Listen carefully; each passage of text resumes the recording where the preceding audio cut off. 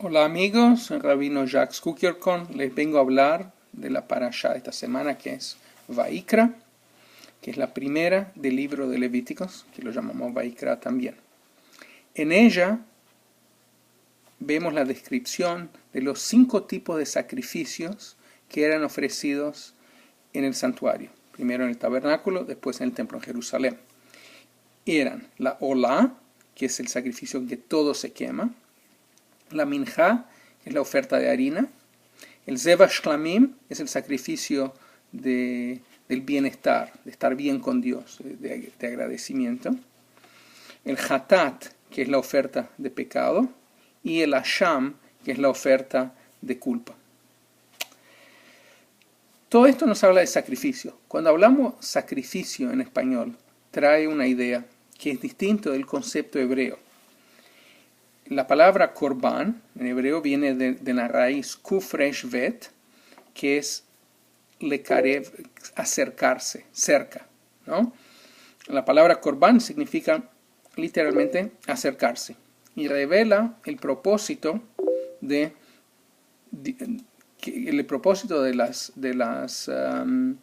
los sacrificios al final es acercar el creyente a Dios a través de una oferta. La idea era unir al creyente, a los seres humanos, con Dios, y al ofrecer sacrificios, una persona le decía gracias a Dios, le daba gracias a Dios, o pedía perdón por sus pecados. Presentando un sacrificio, uno daba algo importante, o sea, uno no sacrificaba algo que no quería, sino que sacrificaba algo valoroso y que le costaba para Dios. Para los antiguos, el humo que salía del sacrificio quemado era una prueba del amor y la reverencia hacia el Eterno. Ahora les voy a explicar entonces cómo eran los 5 sacrificios. El olá simbolizaba la completa submisión al deseo de Dios. ¿Por qué? Porque era un sacrificio donde todo se quemaba, todo. O sea, uno no comía la carne, no disfrutaba, sino que lo hacía porque Dios había mandado, aunque en teoría no hay ningún motivo racional, ¿no? O sea, uno puede decir, le doy, el humo va para Dios, y yo me como la carne, que de hecho era algo muy valoroso en aquel entonces porque no había mucha carne disponible, pero así era olá. El minjá, que era la oferta de harina, yo creo que habla también en este sentido, y también porque era la esencia de la vida. Era el pan. Hoy hablamos de ganarse el pan. El pan era esencial, era lo que más uno comía, entonces uno hacía la oferta de harina. El shlamim era una demostración de la gratitud hacia Dios por toda la bondad, por todo lo que Dios nos aporta. Si uno lo daba, era una oferta adicional, no necesaria, pero cuando te había ido bien, te sentías agradecido. El hatat era simbólico del arrepentimiento y de la pena que uno tenía por haberse salido del camino de Dios.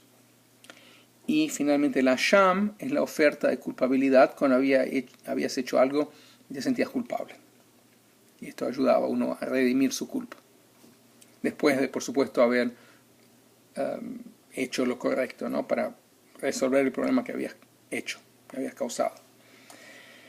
Una cosa interesante, que al contrario de los cultos paganos, a donde uno sacrificaba cuando quería, cómo quería, cuando se le daban las ganas, el judaísmo solo permitía que los individuos ofrecieran sacrificios en el tabernáculo y después en el templo en Jerusalén. Y esto era para enseñar que cada miembro de la comunidad es responsable no solo por sus propios actos, pero por los actos de los demás también.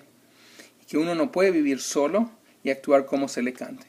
O sea, que de hecho es uno de los valores muy importantes del judaísmo, vivir en comunidad. Finalmente les voy a decir sobre la parashá de esta semana. Leemos otro concepto muy importante del judaísmo, que es la justicia y la obligación que uno tiene hacia la justicia. En Levítico 5.1 dice: si alguien peca y otra persona escucha, o lo escucha por ejemplo decir una maldición, Entonces, esta segunda persona se hace un testigo. Si él vio o escuchó algo, pero si él vio o escuchó algo y no testifica, no cuenta, él tiene culpa también. Él lleva la culpa. ¿Qué significa esto?